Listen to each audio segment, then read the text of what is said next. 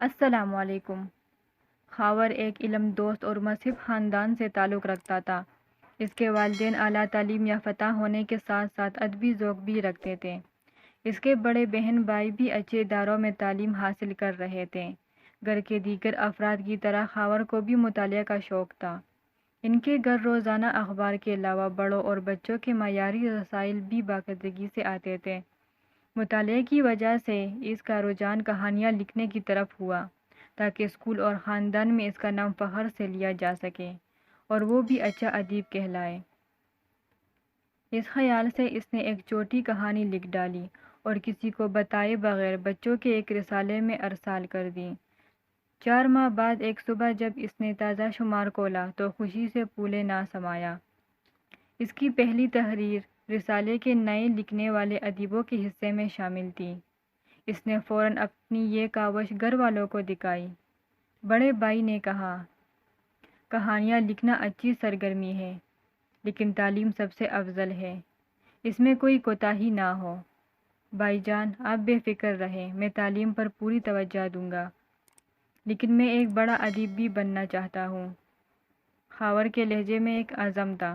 کچھ ہی عرصے میں اس کی کہانیاں باقاعدگی سے مختلف رسائل میں شائع ہونے لگے۔ اسکول، خاندان اور دوستوں میں اسے تعریفی نظروں سے دیکھا جانے لگا۔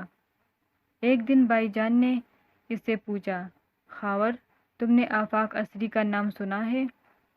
جی، وہ تو بچوں کے بہت مشہور ادیب ہے، بلکہ میرے پسندیدہ قلمکار ہے۔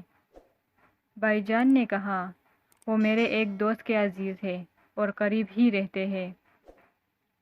اگر تم چاہو تو میں اپنے دوست سے بات کر کے تمہیں ان سے ملانے لے جاؤں گا۔ اگلے ہی ہفتے خاور، بھائی جان اور ان کے دوست آفاق عصری صاحب کے گھر پہنچ گئے۔ عصری صاحب سے ملاقات ہوئی تو وہ خاور سے محبت سے ملے اور اس کی شائع شدہ کہانیوں پر بھی نظر ڈال کر بولے، یہ اچھا مشغلہ ہے، تم اسے جاری رکھو، یہ تمہاری تعلیم میں بھی معاون ثابت ہوگا۔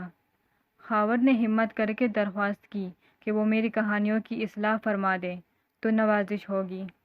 عصری صاحب رضامند ہو گئے۔ خاور خوشی خوشی گھر آ گیا، لیکن نہ جانے اسے کیوں عصری صاحب کا رویہ، انداز گفتگو اور وہ خود کچھ بناوٹی سے لگے، جیسے اندرونی کیفیت چھپا کر مصنوعی انداز میں بات کر رہے ہو، لیکن اسے اس خیال کو فوراً دل سے نکال دیا۔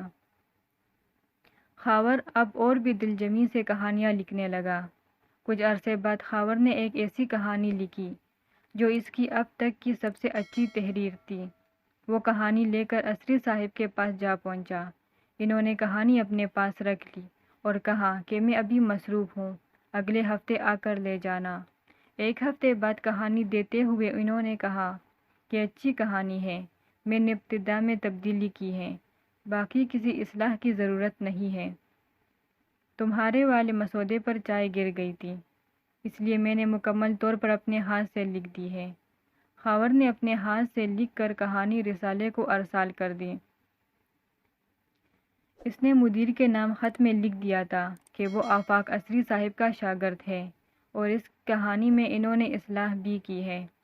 ایک دن آفاق عصری کے پاس رسالے کے مدیر کا فون آیا۔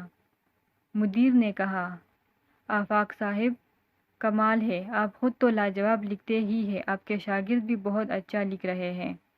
خاور نامی آپ کے شاگرد نے ایک بہت اچھی کہانی بھیجی ہے اور آپ کا حوالہ بھی دیا ہے کہ آپ نے کچھ نو پلک سواری ہے۔ کہانی اتنی بہترین ہے کہ میں نے اسے خاص نمبر کی خاص کہانی کے طور پر منتخب کر لیا ہے اور آپ کی تحریر بھی اسی شمارے میں کہیں شامل کر لیں گے۔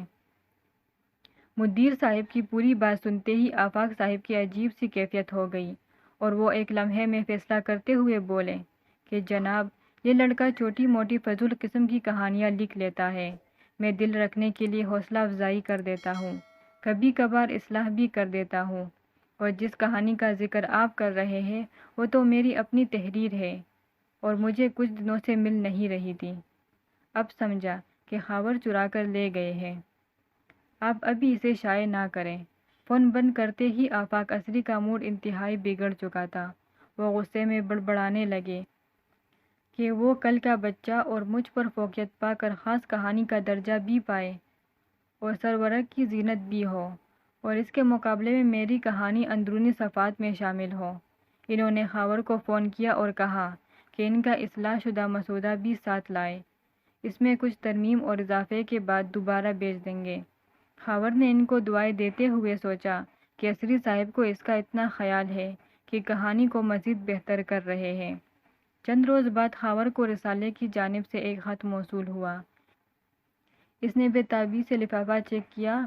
جو وہ خط پڑھتا گیا اس کا منہ حیرت سے کلا کا کلا رہ گیا اور آنکھوں سے آنسو بہنے لگے۔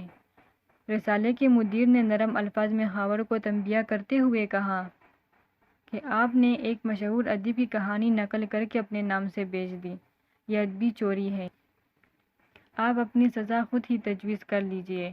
خاور نے جو آفاق اسری کا پیکر تراشا تھا وہ یکایک ٹوٹ گیا۔ خاور نے اسی وقت ایک چیلنج کے طور پر عزم کیا کہ اب تعلیم کے ساتھ ساتھ کہانیاں لکھنے میں بھی اپنا مقام بنانا ہے۔ اب میں یہ سب کچھ کر کے دکھاؤں گا۔ خاور کی آنکھوں میں الگ ہی چمک تھی۔ مزید ویڈیوز دیکھنے کے لیے ہمارا چینل سبسکرائب کریں۔